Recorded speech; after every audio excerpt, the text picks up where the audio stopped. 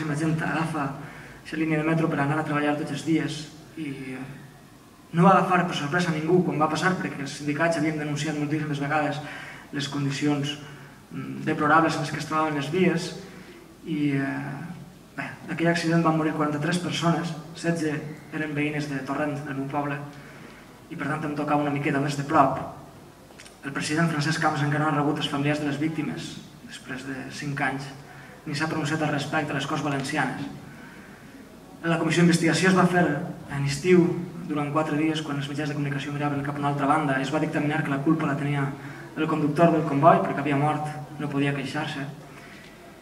I res, dir el que diuen els familiars, que es reuneixen cada 3 de mes des d'aquell dia per a tractar de recordar els seus éssers volguts, però també perquè el govern assumisca la seva responsabilitat. 43 morts més 47 ferits igual a ser responsables.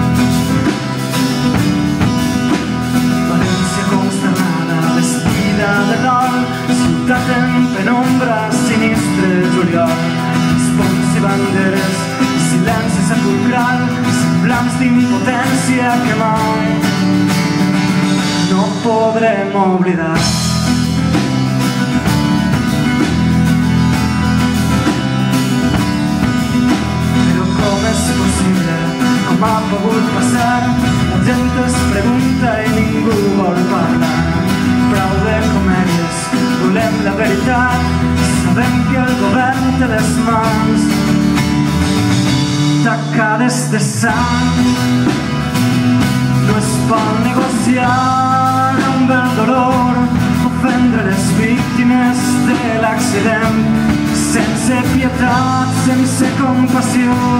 Aquesta és la gota que fa vessar el roc.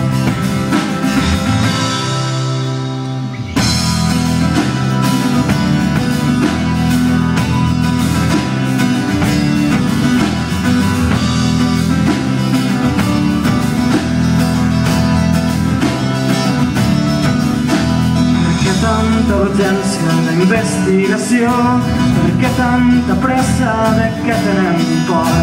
No n'hi ha responsables, no n'hi ha divisions, democràcia tocada de mort,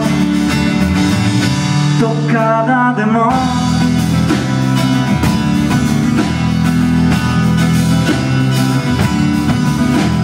València consternada, vestida de dol, cintat en penombra, sinistre juliol, respons i banderes, silenci sepulcral, semblants d'impotència que mai no podrem oblidar.